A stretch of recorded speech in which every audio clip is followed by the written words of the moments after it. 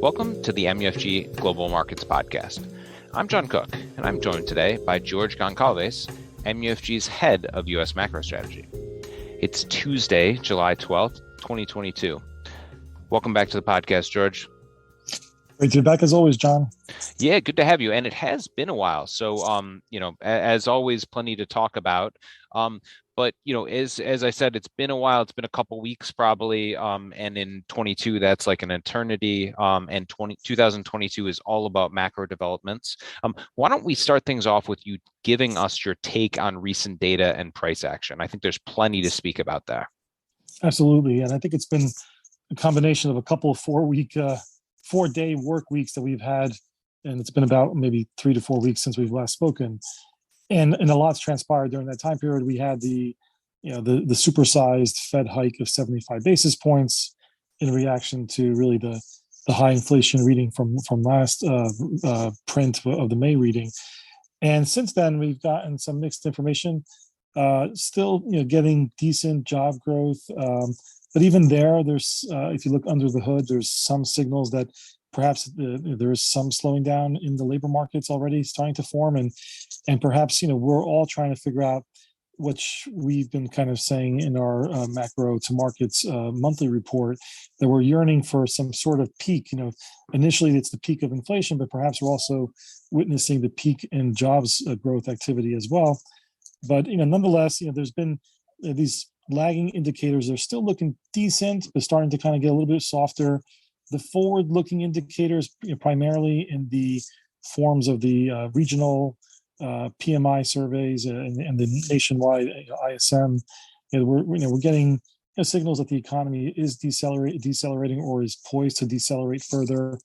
And the softer data series have been turning lower, and all that has brought on the discussion of recession fears in addition to this higher inflationary backdrop. And so the market's been now kind of in a tug of war between disinflation versus recession risks.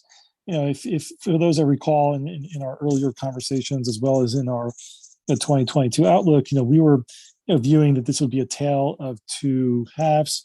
But in fact, the first half, a lot of the items and events that we were kind of foreshadowing and thinking were going to happen took place much quicker than we anticipated, where the economy really slowed down faster, and we were more on a more pessimistic outlook than most on the street, and we were expecting much lower growth than what was being forecasted on January 1st. And even then, we were surprised to the downside with how much weakness we've seen. And if Q1 was a negative GDP, and there's some indications that perhaps Q2 might be negative or very close to the zero level in terms of no growth, and the economy is back at a stall speed. All of this is starting to create this this again tug of war between recession versus inflation fears, and that's clearly manifested itself in the yield curve, where the Fed is still earmarked and most likely will deliver a 75 basis points hike at the end of this month, which is also our view. And so the front end remains under pressure or is not rallying as much whenever there is a rally in fixed income. But the back end, we've seen pretty decent rallies, and this is now the second rally since we've seen the rates have a local high early in June, where we've had the 10-year back under 3%, and so the curves have now inverted once more. And so we are getting these certainly these early warning signals that potentially recession risks are there, and the recession may be on the horizon. It's not guaranteed, nothing is, but I think that's in a nutshell, I think that's kind of what's happened. It does I think our title of what we wrote for the monthly, the Summer of Discontent, I think it's just a reflection of that. It's continuing to be a really choppy, hard summer to navigate. Yeah, that's a great title. Probably not the summer that any of us were looking for, given, especially considering people are looking to take some time off, but perhaps the summer that we're going to get, and we've certainly had thus far. Speaking of that piece, you had some really interesting charts and insights in that macro to markets publication. Some of the inflation charts in particular, we've been getting some good feedback on. So maybe we could spend some time, recapping the piece and going over a few of the key charts as well.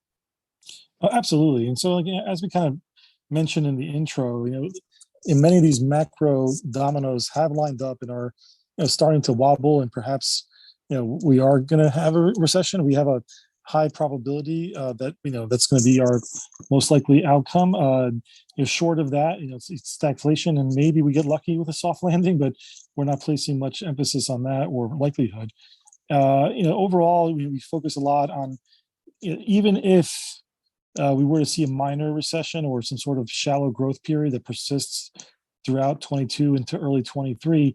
I think, personally speaking, but I also think in terms of policy options, I think a minor shallow recession that reins in inflation and avoids stagflation at all costs is a better outcome than missing the opportunity to put the inflation problem back in the bottle, because once you have stagflation really set into the mindset and the psyche of both markets and consumers and also corporations, it's really hard to get it out. And we saw that during the 1970s. And so, what I focused on in those two charts, which you're referring to, is that we've seen this movie before, and maybe it's not exactly a repeat or a version two, but what happened in the early 70s, mid 70s, late 70s, there's some similarities to what's happening right now. We had some sort of shock with the oil embargoes in the 1970s, leading to a pretty big increase in oil prices. You could say the response of the reopenings, as well as less refining capacity, as well as the war in Russia-Ukraine war, adding to the sort of issues on the energy supply side, was very similar to the mid 1970s, and that led to a big inflation impulse, which the Fed responded to aggressively, and then resulted in an inflation that was pretty sharp and pretty quick and came out of nowhere. And then the Fed resorted to cutting rates then too. The risk about these sort of quick responses from the Fed, and then the Fed dialing back and starting to ease again, is that you run the risk of repeating the 1970s, where you think you've actually won the war on inflation, but then you just temporarily won the battle, and then inflation, rears its ugly head a year or two later, and then you have to go back at it and raise rates, and that's the whole stagflation concern. So it's better to really try to get inflation under control versus avoiding a repeat. And then in the second chart that people are finding interesting is when you compare PPI versus CPI. PPI has been running much higher and faster than CPI. A similar situation happened in the early 70s as well. And that was really just the inability for corporations to pass on their producer costs to the consumer right away. And they held back for a while, which ended up, eating into earnings. And then that resulted in a earnings recession as well. And that's also led to a pretty big stock market decline in the mid 1970s. A similar thing is kind of happening now, where you have PPI way higher than CPI. And so it's possible that we're going to see, the earnings season, which is about to start in the US. You might see a situation where both the impact of higher inflation and input costs on corporates, as well as a strong dollar and just a slower economy, that we've seen the peak in earnings for most companies, and that you're going to see an impact there. What the lesson that was learned from the 1970s was that in the second time in the third time that we had this inflation waves, that corporates got the memo, and then they started passing on the costs to the consumer, and then the consumer started demanding higher wages, and then you get into that whole wage price spiral. The Fed has to avoid that too. And so basically we've seen this before. We know how to combat it. And the Fed always says they have the tools to fight inflation. And I think they do. So that means that they're just going to have to keep leaning in hard and having to front load as many hikes as possible. But that does then run the risk of introducing or resulting in a recession. Wow, fascinating, and also terrifying. You said the word 1970s and stagflation way too much there, but it kind of is what it is. And these are some historical parallels that I think a lot of people would like to avoid, but certainly important to be mindful of. So to back up a second and to set the stage, as a reminder for our listeners, we are recording this podcast on Tuesday, July 12th. That's a day before the June CPI release, which is clearly the key event for a week, filled with other key events like earnings, which you mentioned, treasury auctions, et cetera, et cetera. But let's wrap things up with your thoughts on CPI and how investors and the market in general could or will react?